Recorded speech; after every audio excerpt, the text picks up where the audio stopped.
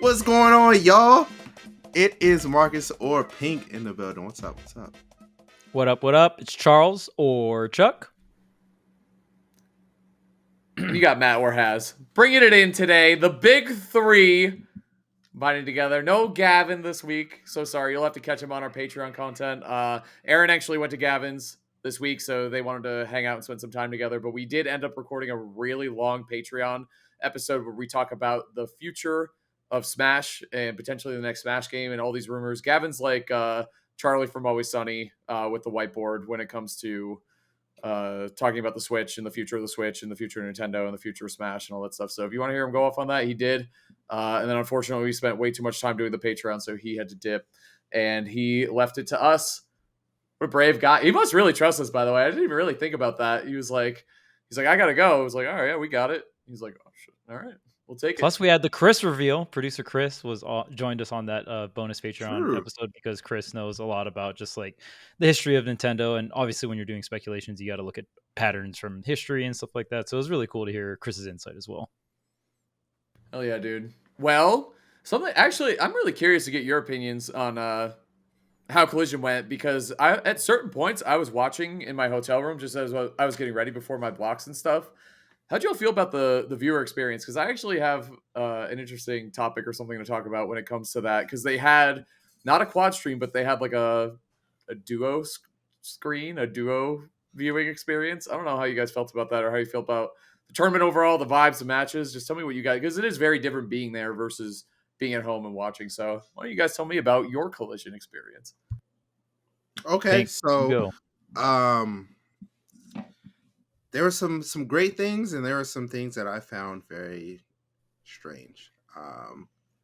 So good things. We'll start with good. You know, it's good to start with good things. There were a lot of good matches. There were a lot of good sets. I think that the top 8 was fantastic. I think the sets leading up to the top 8 were fantastic. Some storylines were continued very, very well. Some new storylines were formed.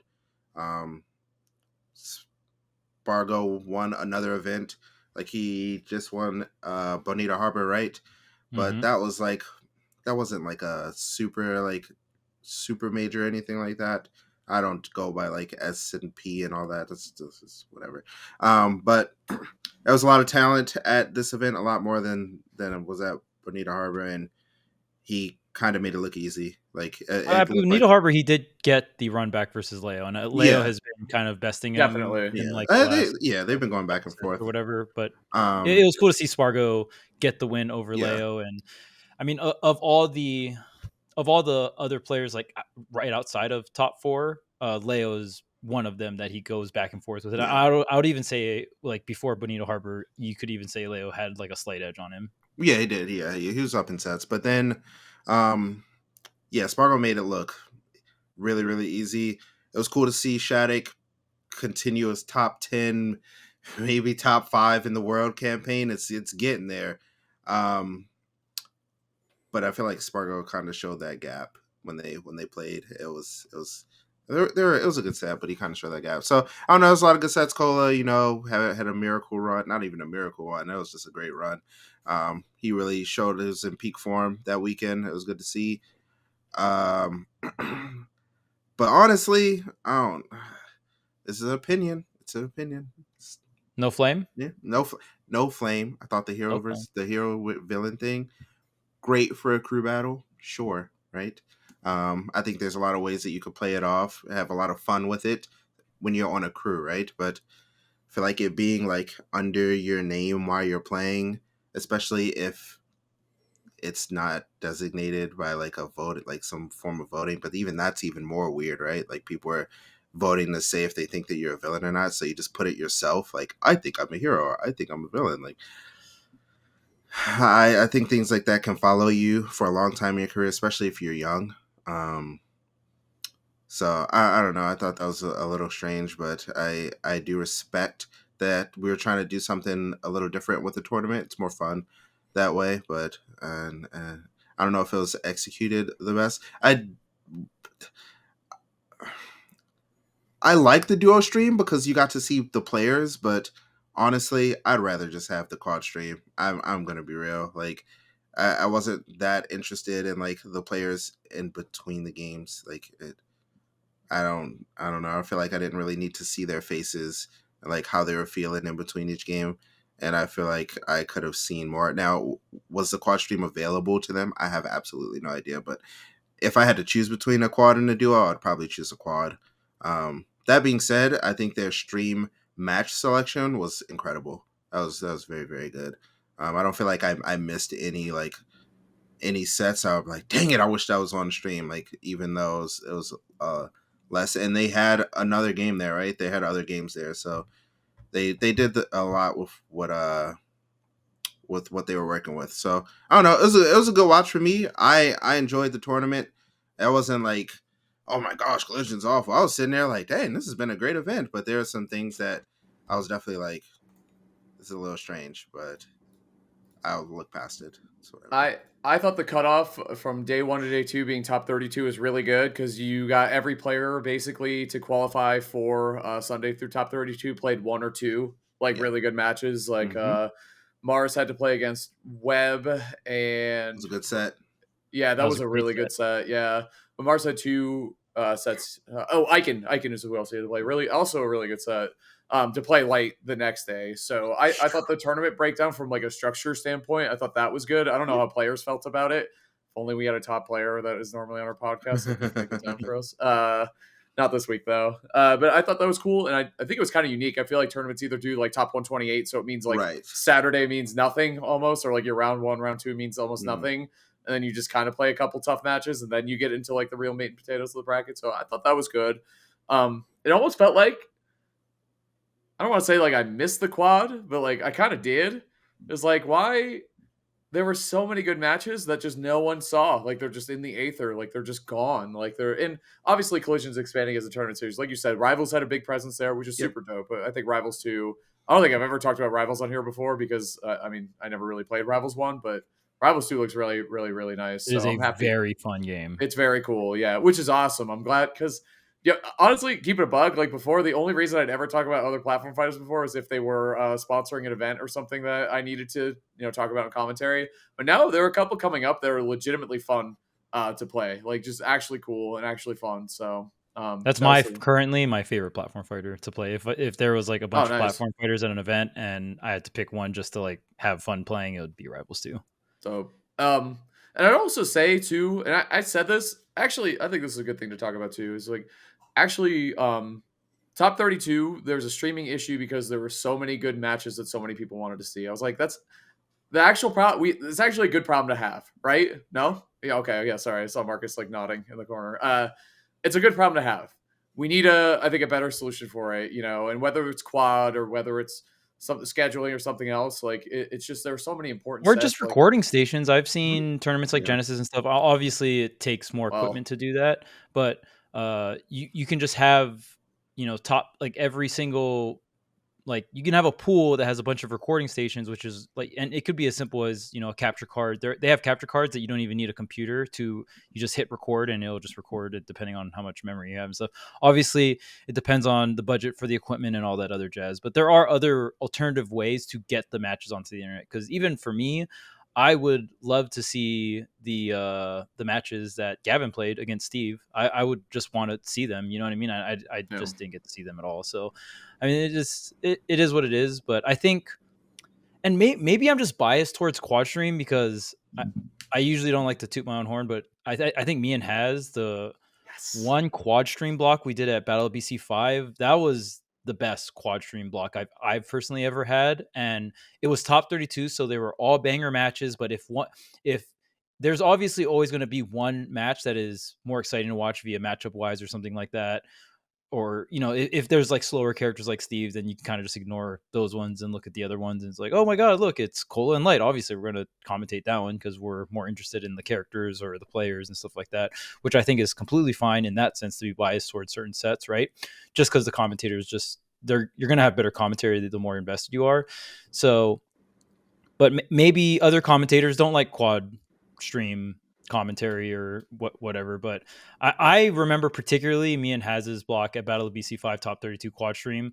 a lot of people even just were sending me DMs or adding me on Twitter and saying like, "Oh yeah," or like tagging me in Haz, and they're like, "You guys killed it. It was That's a how it's super fun done. Yeah. watch." Yeah, It was and cool. Bro, we got yeah, I just positive think, feedback on Smash Reddit. That's it. That's all you got to say. We did, which oh, is true, really weird. we Like, did it, really, Reddit, we did oh god, oh jeez, it. cancel the but episode. That was terrible. Why are but you so I funny just on Lights Out and then you say we did it Reddit on Tweek Talk? hey man, The hell is I that? didn't even know they were recording. I thought they were just doing their like post call to like go over stuff because it rang on my phone. It was like, "Oh, you're getting called from the Discord group," and I was like, "Oh, I know they already recorded, so I guess they're done." And then I just came in with the dad angle, man. What Damn. up? You What killed up? it. What up? You're lucky. Yeah, it could have been way more embarrassing for you. I'll say it. But Very true. Very anyway, true. yeah. Quad. It's interesting because I think quad is a no-brainer. Obviously, that's without looking at any of the logistics of how to Right. set it up or price or anything. Because, bro, sometimes you stream a match and it's sleep. Like it's just time to knock out. Like we are not watching this. My ass is doing dishes. I'm not paying attention to this thing. Like it's over. But with quad, you got a boring match. Hey, it's only 25% of your screen. That's pretty good. And you can always check. A lot of like sleeper matches are interesting at the end. It just takes 5 to 6 minutes to get to the end of the game. So it's like, all right, well, while that's going on, watch a little light cola, watch a little, this other set that might be a little more Let's watch these two interesting. other idiots run at each other and mash. All right. Cool. Exactly. Yeah, that rules. Little Subway Surfer, whatever you got going on the other screen, right? But I think that's what it is. And one thing I liked actually is with the duo screen is they had both sound going at one time, which some of the chat was complaining like, "Oh, that's too much. I don't like it." I was like, I kind of like it honestly, like because if I hate watching a duo screen or a quad stream and you don't have any sound to go with the gameplay. I think that sucks so bad. You shake your head, Marcus. No, Bro, it's so overstimulated, man. Like, really? especially if it's like characters that make a lot of noise when they hit you, like Roy or like Arsene, like Joker. It's like, Boom, so boom. like boom, boom, and then Roy's like, whoosh, whoosh, whoosh, or like triple up air, and you're like, bro, what's going on? Or Like, it's Pikachu back just here. like, And then Roy dies off the top. You know that one? it's just screaming Bro. like, bro, what's going on? And like Pat, like there was one when DeBuzz was playing Sinji, I was like, dude, there's so much noise coming from this one set because Pac-Man's making a whoop bonus whoop fruit whoop, and then charge. Rosalina's and I'm like, bro, like chill, like so. It can, but most of the time, I watch the streams muted anyway. So Thanks, when I had the sound on, I was like, oh yeah, I'm definitely muting this. But sometimes I think again your Battle of BC block when y'all had commentary was probably one of the only times I've ever even thought about having sound on a quad stream because it was interesting. It was like watching NFL Red Zone where they just like pull it up like, oh, let's talk about this for a little bit, and that's something that I think is hard to execute well, but if it's possible, I feel like it should be the standard, like I think so. NFL I think Red if you Zone's chill, man. I think if you're a caster, this is a part of the meta, and you should start to practice it or get better Yeah. at it. Which is also tough because like it's not happening at your locals or whatever. But like, think about it, man. Like, how are you going to approach that? Charles, we didn't have any experience going into that. We just talked about it. Like, what the hell are we going to do with this? We're just sick of commentary, so True. Honestly, for a second, I thought I had some great commentary. I really am feeling myself. I don't always feel myself in for commentary. Actually, if anything, I'm more self-deprecating after commentary. Like, I definitely. And like I could have done better. I said this wrong or whatever. I felt really good about my commentary. And part of that was I liked all my partners that I worked with this weekend, but especially Max. Like I really like working with Max. you and Max killed it for top 4. It was very fun to watch / like listen to top 4. And a part of that is, and this is bringing me back to like one of my main points about how we have so many good matches to watch and all that stuff, is I feel like so many people are doomer about the state of Ultimate, or were at the end of last year. I said this on stream too, so sorry if you already heard this rant, but I assume most people turn off the stream after Spargo won. That's what I do, at least. I don't listen to any of the stuff afterwards. No offense to me or any other commentators that do interviews and stuff. I just close out of it most of the time. Sometimes even before that, but I think we're in a good spot with Ultimate where even if how the meta is, even if like certain players get knocked out early or certain players don't attend a tournament, there's a pretty good chance that the top 8 or at least top 32 to top 8 is going to be solid for sure, viewership wise, which was not the case.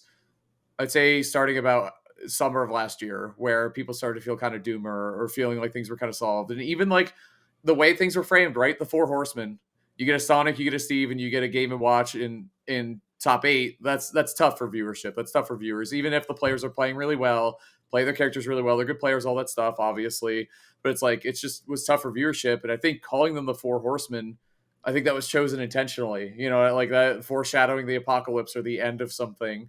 Whereas I feel like commentators or like people in our positions, even on this podcast, like we can boost it up. We could be a little positive. Like, bro, this is a really great top 8. Would I have loved to see Gavin win the tournament? Absolutely. Did that happen? No. But did I still have a really great time in top 8? Did I see Mars make top 8? No. Did I see Light make it Winterside top 8? No. Like all these players who my big 3 didn't have an amazing tournament, but love watching Shadic, obviously. There's so many good takeaways from that kid and everything he's done in Ultimate. Cola, come on. Bro, he might be like the guy. Like if I could choose, you could choose one player, top 8 Winterside. Who are you choosing? Cola. Like it's kind of just over. Like that's like one of the main people you want in there. Obviously, at least 2 matches of Cola's Roy in top 8. Yeah, at least, right? Like that sounds hype. That's awesome. Yeah, absolutely. And they were great sets that Cola had in top 8 too, and to make it into top 8, like it was really. And I feel like that's always the way with Cola, where it's always close matches. It's just does he close it out or not? Because when he loses, like it's also game 5, but then he loses. It's like wow, this sucks, and you just remember that a lot more. But the wins are also just huge. So I feel like Ultimate, especially strictly speaking from like a non-competitive player side, I know it's really difficult right now for a lot of players. Like a lot of players are feeling some sort of way about this meta. But for viewership wise, we have a really good chance most weekends to have good top 128s through top 8. And I feel like that should be talked about a little bit more because I feel like positivity doesn't get the clicks, but I feel like we got a podcast. So, and I was on top 4 and I felt really good about that top 8. Even if there were characters in there that not a lot of people love, like even Cloud doesn't get a lot of love, you know, and obviously a lot of players hate Steve, like it is what it is, but it was still a really good top 8 and top 4 all the way through it overall. So yeah, I don't know. I feel like that's important to talk about when shit's good. Like sometimes shit is just good. Like, and I feel like so many people are so negative about Ultimate specifically and about where the meta is and all that stuff. It's like, bro, sometimes it doesn't suck. Sometimes it's really cool. And I feel like that was the case at Collision. Most matches I watched this weekend were great. No tournament's gonna have bangers every single match. Except for obviously Watch the Throne. When that comes back. Obviously, that'll have only bangers. Of course. Hopefully. Fingers crossed. But we'll see. But yeah, so I don't know. Those were just some of my thoughts, man. Because I really did enjoy myself despite some of my favorite people and players not having a great weekend. So what was your favorite set of the tournament? There were some good sets. Yeah, there were Cola came to mind instantly. Golly, that was a good set, bro. Cola was up being instantly, and it got shielded. And he got punished by Light. I was like, he's just like me. I feel that. True. That was a good set. I feel like everyone might have a different answer. Damn, let me look through the bracket real quick. There was so many good ones. There were, dude. Because even like a lot of the ones outside of top 8 were also Leo was good. Goodness gracious, that was a good Light set. Mars. Lima Shadic was really good. That's mine. That's mine. Lima Shadic was also amazing. Incredible. Shadic Cola was good. Goodness, the reverse 3-0. I personally, and I know no one else will have this answer, but Light Meister is probably mine just because I love watching. I love watching Light overcome bad matchups with Fox. Obviously, just as a Fox main, I just get a lot out of it, just learning wise. And dude, the ending of that set, the parry into the down smash, dude. Light's. Did you see my tweet?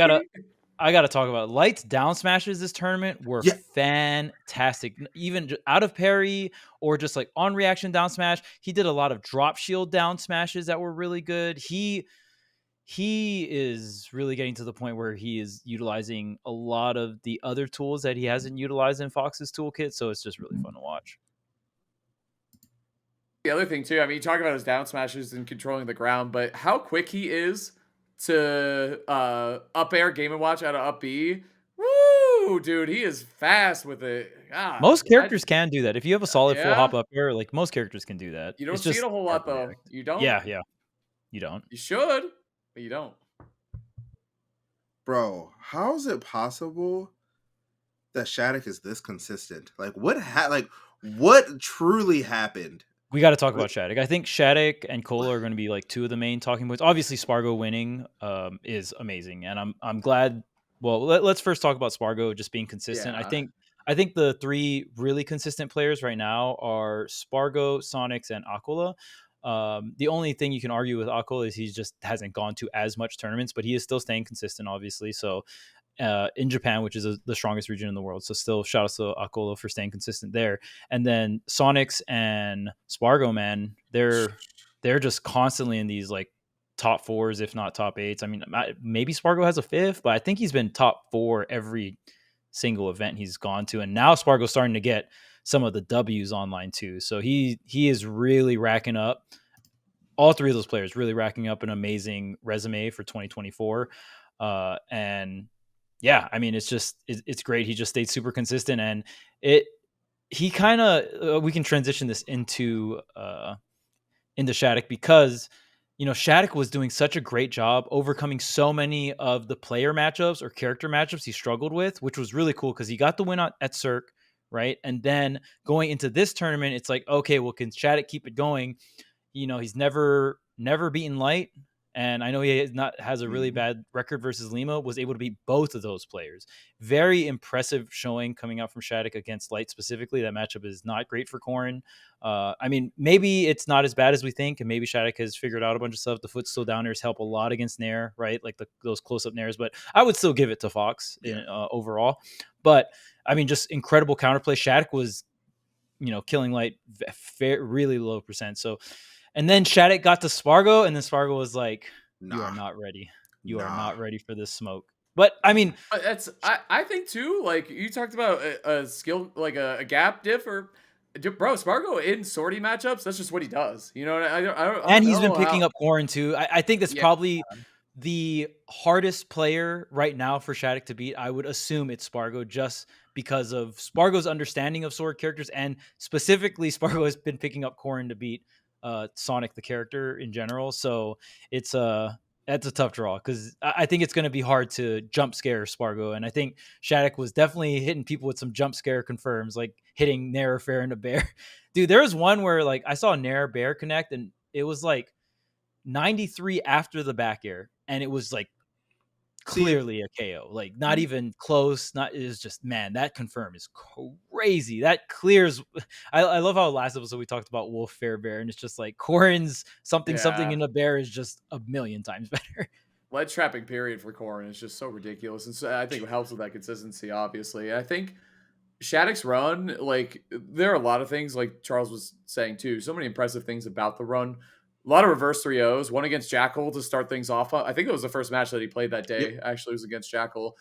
Lima, game 5, yet again. And Lima, pretty sure Lima has I said it on commentary, I'm pretty sure it's like a pretty big set lead on Shadic, if not like straight up his bracket demon. Not to mention he had to play against Icy Mist, and she did really well against him for a really, really, really long time. And that to me was like top 32. Yeah, and I know Shadic. I've talked with Shadic a good amount. He came onto a coach's corner, and I interviewed him at SmashCon as well. And he said that to him, the harder matchups for Corrin are like the projectile characters, because Corrin usually has the mid range advantage, but when you extend from mid range to like full stage range with a lot of these projectile characters, he says that's where he struggles a little bit more. So when I saw that he rolled. His bracket roll was into Icy Mist, I was like, oh man, this could be really tough. Shadic could get sent to losers pretty early, but was able to conquer that too. That was good stuff bringing that up as. Yeah, it's I thought it was just such a good test for him because I mean, winning one tournament is one thing, but winning them back to back is just ridiculous. And he, obviously he came really close, and he only lost to a guy who also won 2 tournaments in a row, which is just ridiculous. To see both of them do that, and it's like, to win a tournament, like what does it really mean? And it's not just necessarily like you need to be the best player in the room in that day and like whatever, that's all true. But there's so many different levels to that, right? Like you need to be able to beat those bracket demons because you're not always going to get seeded into having a good bracket. In fact, in Ultimate, I think it's really, really, really rare for someone to go through a tournament getting a bracket and being like, wow, that whole thing was favorable for them. It can help players get to a certain point, but to win an entire tournament, not likely at all, for sure. Even Spargo had to play Mutace, who does very, very well against him too. I don't think people talk about that enough. Like he popped off after beating Mute. I mean, that was a huge set for Spargo. I think to him, he identified that if I win that set, I'm probably winning the tournament, because that to me is like becoming the best player in the room type stuff, where it's like I have one or two that if I win this, I'm feeling really, really good about my odds to win tournaments. Whereas a lot of players who are not that high up on the food chain, they're like, I need to win this one. Oh God, then I got to win this one. Oh no, I got to win this one. Like it just keeps going. I feel like Spargo. I'll just focus on making the upset. Yeah, exactly. Right. Some players are there just to play for one upset, which is also a thing. Like, so with Shadic, it was like, okay, you won one tournament. Now you're trying to do another one, and you have a really hard bracket. You have all these, not necessarily just character matchups, but player matchups, right? It's a whole different level. So shout out to the kid, man. Like he did so well. In a bracket that was not easy. And then it's just all you have to do is figure out Spargo. There you go. You know, I mean, he's been doing it. That's the thing, right? Like when he plays someone, the next time he plays them, he does very, very, very well against them. So I mean, maybe he got all the footage he needs. I mean, it was 2 sets of playing against him. I mean, I don't know if Shadic has a coach or what. Like, 'cause I'm trying to figure. I'm like, is the kid just a super genius? Like, what's going on? After every time, it's just, oh, I played Mia 1 day ago, 2 days ago. Okay, GG's. Like, what? I talked about it on commentary. Sorry, I'm pulling up my notes from Collision. But there was, and I have a couple regions I want to shout out, but he was talking to his region. He was talking to Texas a lot in between, which is like Lima, and I think Atomic too. There are probably some other people I didn't really recognize. But that's I realized was like, that's a really smart state when it comes to Smash. Like like Lima is such a sharp player, like really, really sharp. Mute, obviously too, very sharp, very hardworking, right? Like there's like good player role models in that state to look up to in terms of how do I get better at this? How do I win hard matchups, right? How do I do these things? How do I win my good matchups? There's a lot to consider when it comes to how the players that you play with, whether it's a lot or at regionals or every once in a while who you talk to, who you play with online, can help you become a better player. But it's all on Shadic or all on the player themselves to adapt and learn and apply the knowledge that they're given from other people. And it's like, I said it on commentary too, but Texas showed up big. Shadic, Mutace, Lima, and Atomic all did very, very well. Georgia, Cola, DD, Omega had a great tournament too. Had a good day 3 after losing to Gavin to make it into top 32. So, and then Mexico too, Spargo. Meister, shout out to my guy Meister, making top 8. I did say he'd do well at this tournament, and here we are. And then MK Leo. It was just cool to see all these regions do so well. And obviously, like calling them regions, like Texas is obviously a huge state, Mexico, entire country, all that good stuff. But it's like, it's good to see these players from these places work together to like solve a problem or to help each other get better. Like it's no surprises that all these players that play with each other, whether it's online or just talk to each other about the game or help each other out, all consistently do well in these brackets. Like I said it before, like it takes a village, and I'm sure people are going to be like, oh, they have to drive 14 hours to play with each other. It's like, yeah, it's not necessarily what I'm talking about though. It's not about physically playing against each other every single week or every weekend or every weekly. It's about helping each other grow and get better. And you clearly see that from these players. So it's just really, it's cool, man. Yeah, it makes me wonder, like, because now that you mention it, that is actually what's happening. Like when I look at like Shadic, Lima, Mute, right? Like they're clearly helping each other. They talk to each other outside of the tournament. And then we have, I don't know if you watch Lights Out, if any of you watch Lights Out or listen to Lights Out, but Light's been talking to Zamba a lot. Yep. And they've been keeping tabs on each other and like helping each other out. And you can see Light and Zamba are both performing very well this year. And I now that I'm thinking about it, like that reminds me of Japan.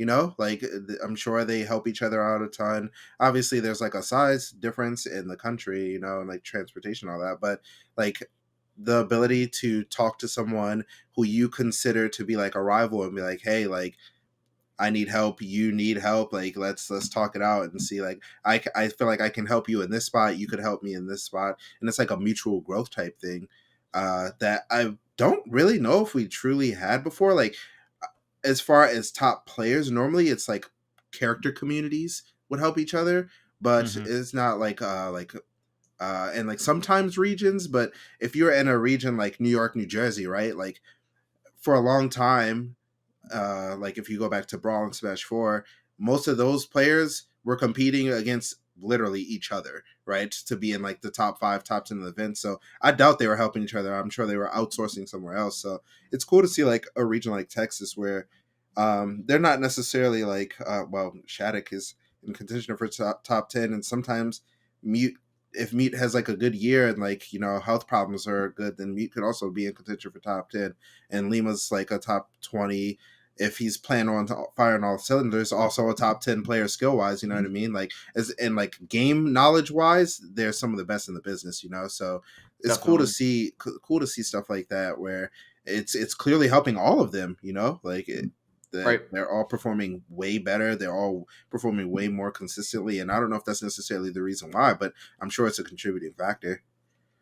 Yeah, and I think a big thing too is a lot of the younger generation. They do a lot more things like VOD review. When you go back to Smash 4 Brawl, I mean, a lot of the player base just didn't VOD review back then. It just wasn't that common of a Bro, thing. VODs didn't review. It didn't exist, bro. We Oh well, didn't yeah, have VODs didn't unless you exist had at all.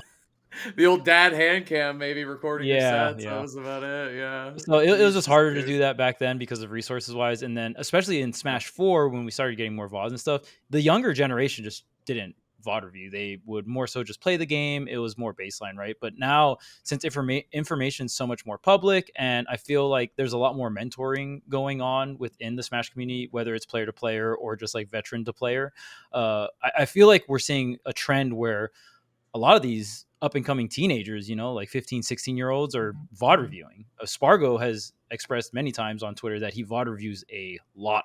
So the fact that this younger generation is taking the game so seriously to the point where they're pouring like so much time and effort into studying the game is why we're seeing these regions or these group of players come up. And it's really sick to see.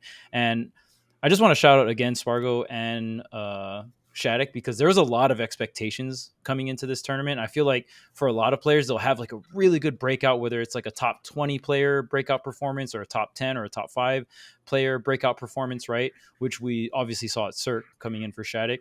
And then the next tournament, the expectations kind of get to them, right? And Shadic had those expectations with bad either character matchups or player matchups, and Shadic overcame both of them, still got second at the event, which is just so crazy. And then obviously there's a lot of expectations on Spargo to probably just like at least get grand finals at this event, right? So both of those players just completely clearing it out in terms of just like not letting the expectations get to them. And I think we've seen many times throughout Smash history where expectations will get the best of a lot of players because it's just so much added pressure on top of just playing the game that's extremely fast paced, extremely hard to play.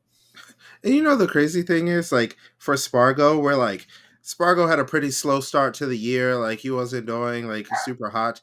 He got third at LMBM and third at Genesis. And then he got second at King Kong and then first and first. Expectations are high, man. I don't know Like what to he tell like you. like that like him and Sonic's Akola kind of Mia.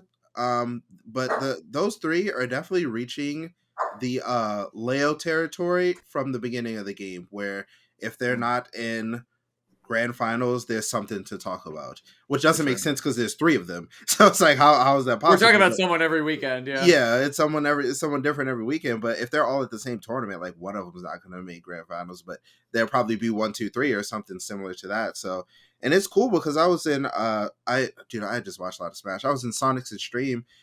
He was doing a watch party for Collision. I was just jumping around with the watch parties, and he was saying how he was watching Spargo, and he was like, "Oh yeah, Spargo's going to win this tournament, like for sure."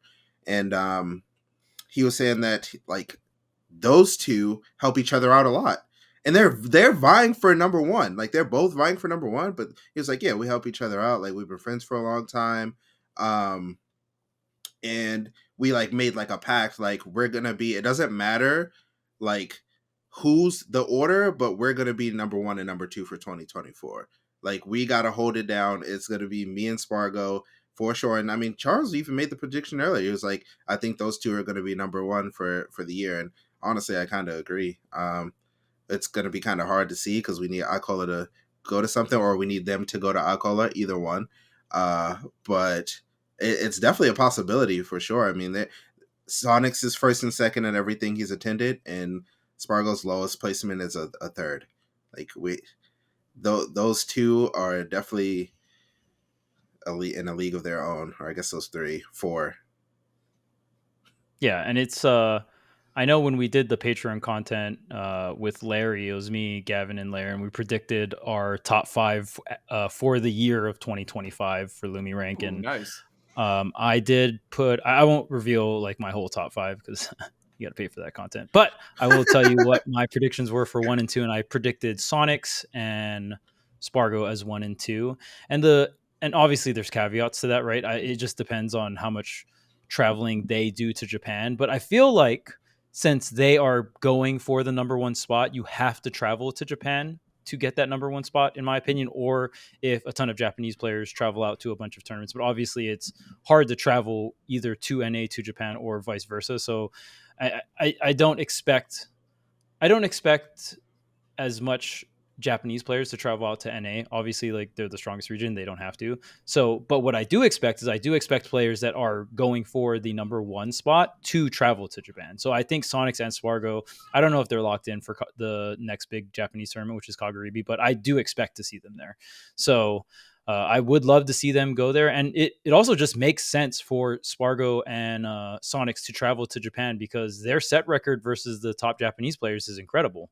So in terms of value, if they go there and they perform as expected, like you get a ton of ranking points or whatever the metric is or whatnot. It's very good for their resume for the ranking system for 2024. So super excited to see them travel a lot more. And I mean, who knows? Maybe the Japanese players will crack the code and figure out how to beat them. But I think from the results we've seen as of lately, like especially Sonics and Spargo, they do very, very well versus the Japanese top end players. Bro, if they lock in, they go to one event like a Kaguribi or something, and they go 1 and 2. They don't. I feel like they don't have to go to Japan for the rest of the year. I feel like it's at that point. I don't know how the math checks out, but that would make sense in my head. I'm not a rankings guy or anything like that, but you essentially like prove that you've bested them, and it's kind of like, well, now you can come to me and prove that if you want the run back type thing. I feel 2 ways about it because one, we always talk about and have consistently talked about how global this game is. So it's like, yeah, you might be the best in Japan or putting up the best results in Japan, but does that make you number 1? But when it's like that's also the best region consistently, like all throughout. So it's like kind of logic is like, if I'm the best in the best region, I consistently win in the best region. Why do I need to go to places that aren't as good as where I am to prove something else? To which I'd say that's a fair point. However, there's always something to be said about different play styles, different players. Like, who knows? You know what I'm saying? So I see both sides is what I would say about it. But as a spectator and as a commentator and as a person who's a fan of the game, I obviously just want to see more people from more places and more high level matches. So yeah. And what will be super. The one interesting thing about the travel back and forth between Japan is so Japan doesn't play for money, right? Like if you go to Japan, there's no money. So generally, if you're going from America to Japan, you're there for one reason and one reason only. It's, well, I guess it could be 2, but it's either to prove a point or to improve, right? So you're probably going to operate on a net loss on that event. If you're going from Japan to America and you really are that good, you might actually make your money back while proving your point of being the best. So there's definitely a chance to. Yeah, there's a chance, right? So there's definitely a financial aspect that a lot of people don't talk about when it comes to like the traveling from America to Japan and vice versa. But it's just interesting to think about because I'm like, dang, like they could realistically go 1 and 2. I mean, they would lose a lot of money doing it, but I mean, who knows about like their sponsorships and like how their travel's paid for and all that stuff. But they could lose a lot of money doing it. But I mean, Akola could pull up to America like a Genesis. Hey, we up, you know what I mean? And then just go back home and we're chilling. So it's an interesting thought that I don't know if a lot of people really think about when they're saying like, bro, these people they just need to travel to Japan. It's like, I mean, they do, but it's probably a loss. It's not as simple as like just teleporting there like magically. It's planning. It's a long trip. It's also when you're in Japan, you want to do things because you don't. Maybe you're flying there just to compete over a weekend. That's kind of cool, I guess. But did. Yeah, well, Goat. Yeah, actually, go. Yeah, true. Didn't even visit. I will say Japan. I mean, maybe I'm just biased because I was born and raised in America, but Japan is a very cool place to visit. I have a great time. And every time I've gone to a Japanese tournament, I try to stay like maybe a week later or a week before and try to get all the the tourist stuff out of the way in a sense where it's like I don't have to do it over the weekend of Smash.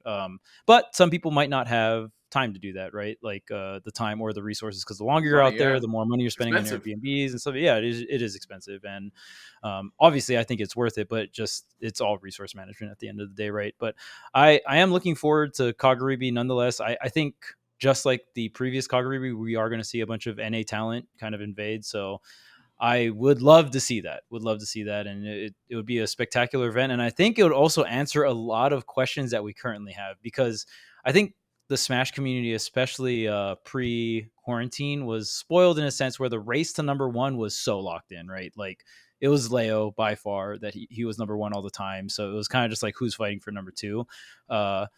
So, I mean, maybe not spoiled because it's very exciting nowadays, right? I think kind of speculating who's going to be number one, there's so many different contenders. So it does make it a bit more exciting, in my opinion, to see who is going to end up number one at the end of 2024. And we got a lot more months. We're only like a quarter in. So we got a while before the end of 2024. So a lot of time, a lot of tournaments for a lot of these different players to prove themselves, because even someone like Zamba, Genesis champion, right? And then didn't even get into top 8, got ninth at this tournament.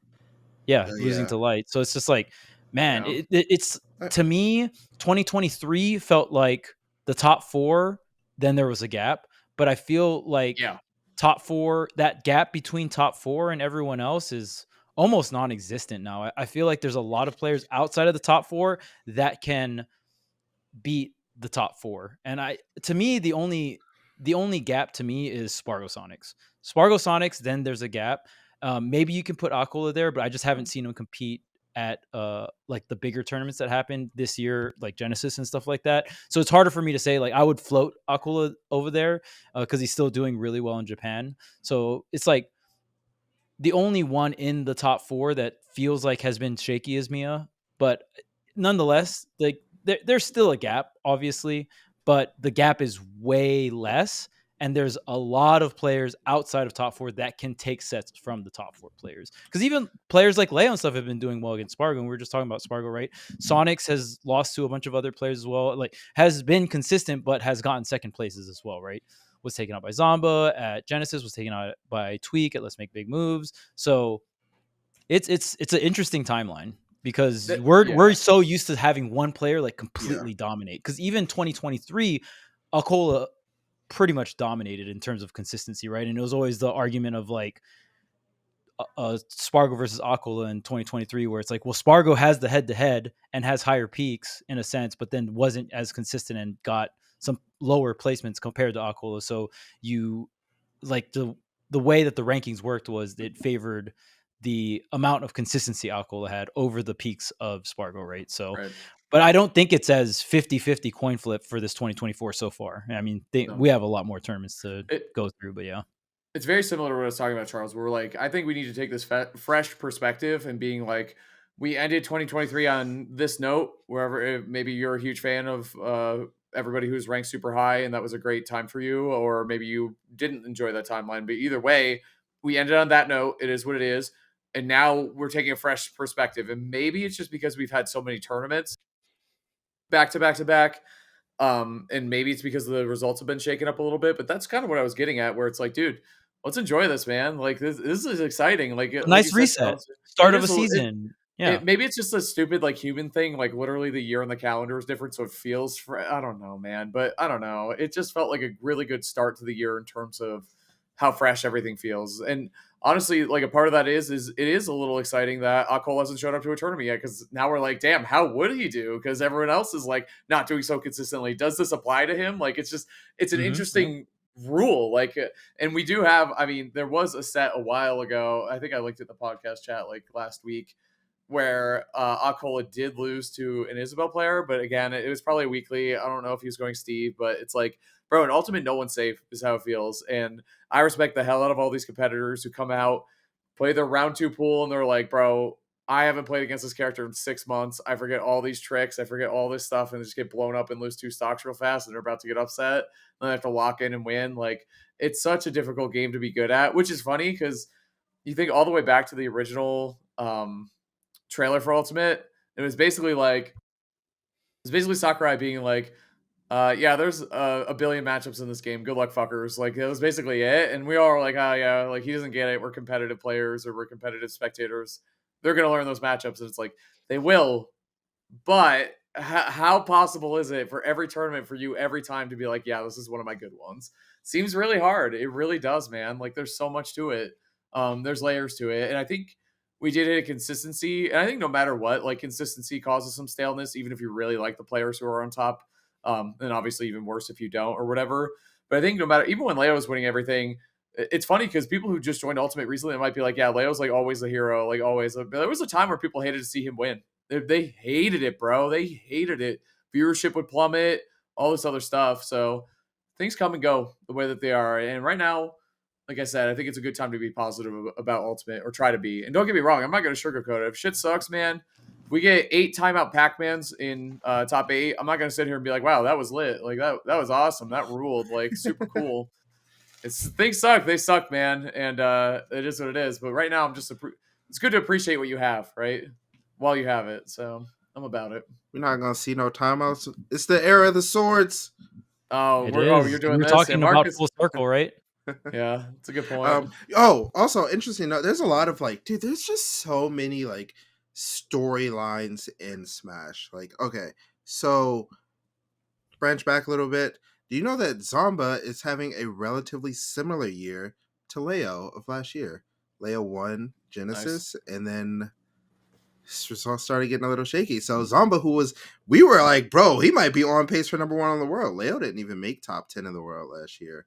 Yeah, it's a Genesis W, which is crazy. With the Genesis win, so it's like that's something to think about. Like as the year goes on, it's like, dang, that dude might not even make top 10. Like that's crazy. You know, sorry, go ahead. Oh, go ahead. Oh no, go ahead. I was just saying, it reminds me of Mars too in that way. Yeah. You know, like won Genesis, but obviously a lot of X factors with him. Yeah. But like, you know, talked a lot of shit, won Genesis, like all like big personality and all this stuff. I don't know. There's something to it, man. There's something. I like what you're saying, Marcus. Did you know that this is the first event since 2022 that Tweek did not make a single digit placing? Isn't that crazy? No. Wow. And it's consistent. Yeah, he got 17th at Collision the last time. He didn't get 9th or higher, was higher being like 7th, 5th, 3rd, 4th for people's like higher. Like 13th is better placement. Anyway, yeah, better placement. Was Ludwig Smash Invitational where he got 13th in October of 2022. So who do you lose to there? A year and a half. I don't remember. I can look it up probably. I know he lost to Meister, but I don't think that was like the main Siski bracket. and Gluto. Oh yeah. Like that is crazy. Like over a year and like a year and a half of single digit placings. Like that is some extreme consistency. Because when you think about it, like Mia's already gotten 17th this year. See ya. Like, and that's one of the most consistent players we've ever seen. So I'm very curious to hear Aquala's last double digit placement, because I feel like Aquala hasn't placed in double digits in a Has it ever happened? I was like, has it happened? Has it happened? I'm down to look it up. Maybe before his come up, but yeah, I mean, like when I think of a player that would not have a double digit placement, the first player that comes to mind is Aquala. Oh, Big Sonics too. Big D. Well, Sonics would probably be Smash Con. Yep. Yeah, so I can like you remember the one, right? You remember the one, but it's like one, right? But like, I don't know if Aquila even has a one. Yeah, I don't know. Aquila does not.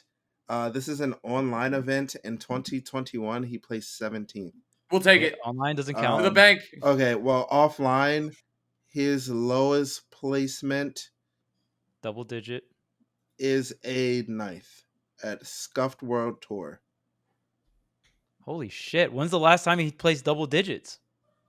That never online in his event. Life. That online event. Yeah, his entire life. No recorded results is what Marcus is saying. Just the online events. How many years is that? 2022. I forgot Aquila didn't have a come up. He was just like, yeah, looks bro like entered his first turn. He spawned in with invincibility. Yeah. Bro spawned in and was just like, I will never place in the double digits except online. He's like, I would, but holy I'd rather shit, not. Yeah, since 2020, since 2021. Dude, that is crazy. That is I can't even. Bro only wins. Yep. In fact, he's the only place outside of fourth online, or I mean offline, 1, 2, 3, 4, 5 times in the last since 2021.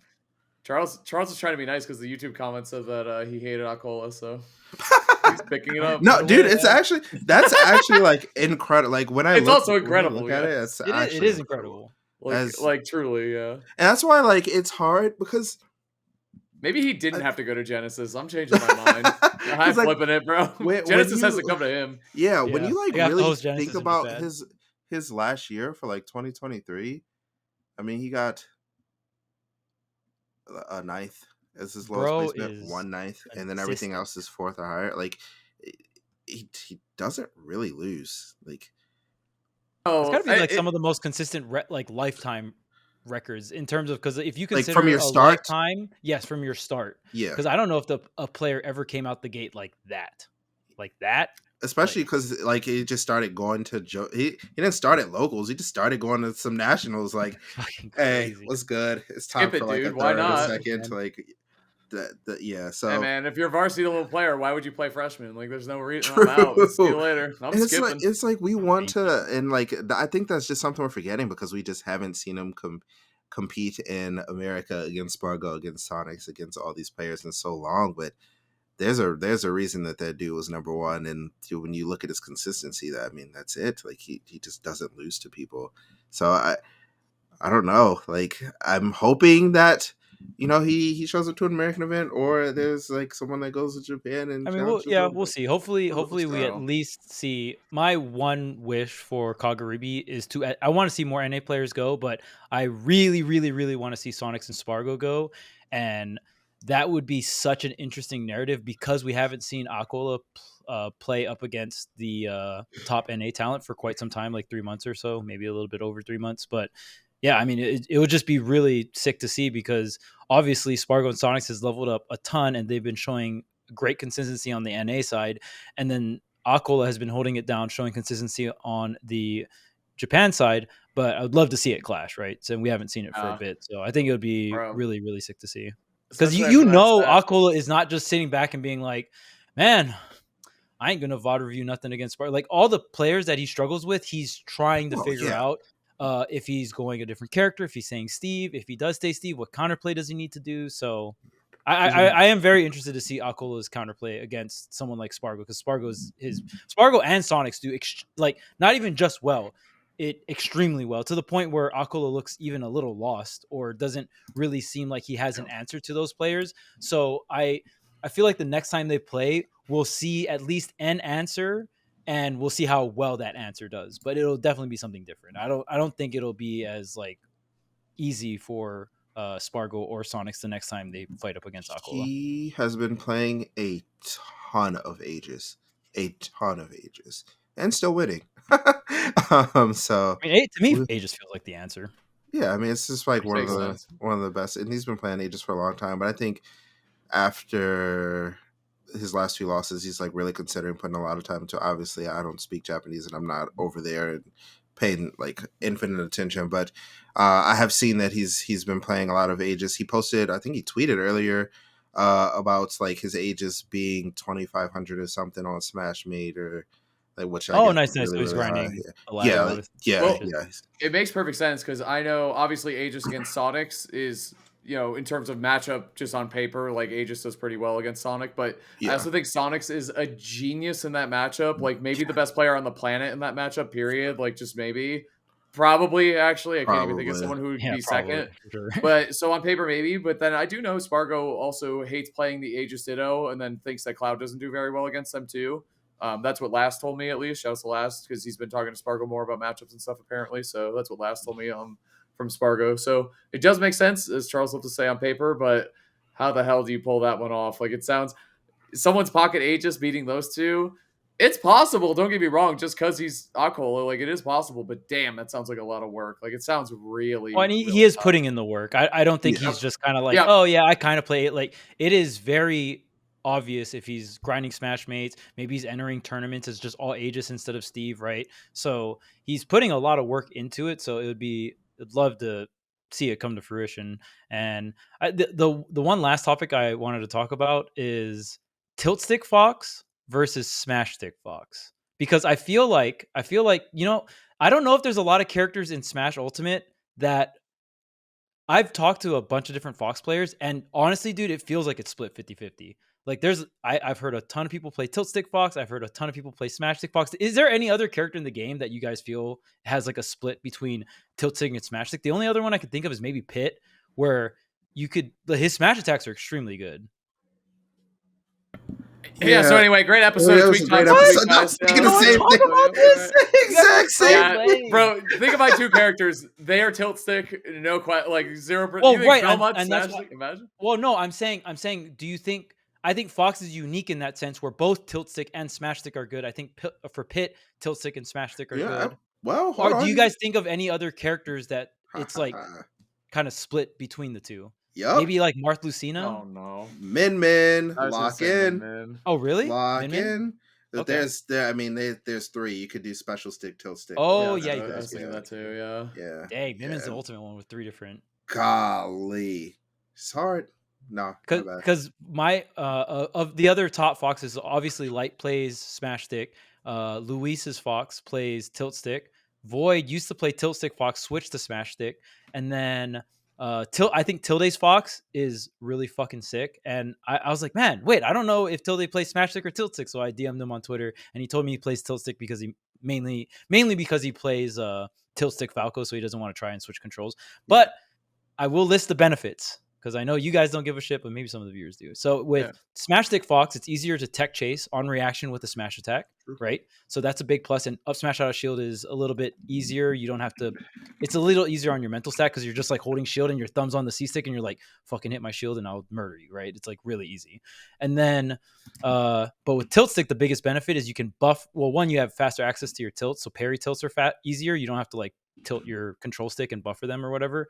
So there's that benefit, and you can get consistent buffer dash attacks, because you can do your dash and then flick the same direction with tilt stick, and you'll get a buffered dash attack. But with smash stick, you can't do that, because you can do stutter steps forward smash, and if you try to buffer with C stick down, you might get step dash. So you actually cannot buffer dash attack. And you'll see Light, if he just does like a random forward smash, it's because he's trying to dash attack and he misinputs. So consistent dash attacks is pretty important for Fox. So I think there are pros and cons to both sides, which I think is super interesting. Which one helps you get knockouts at 44%? See ya. That's a Tilde reference, by the way. True. I'm so sad. My bad. Whatever. Clearly a hilarious joke. That's my guy, Tilde. Yeah, just shout out to Tilde's Fox. Please play that character in tournament more, please. I actually agree with you, Charles, is that he should do that a little more. But either way, I think it's really good. Yeah. But either way.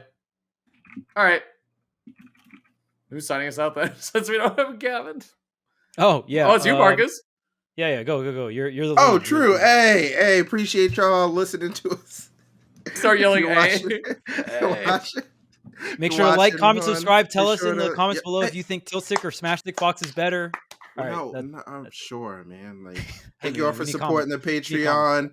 Watching the podcast has been a long journey. Appreciate you all. It's great. Let's lock in.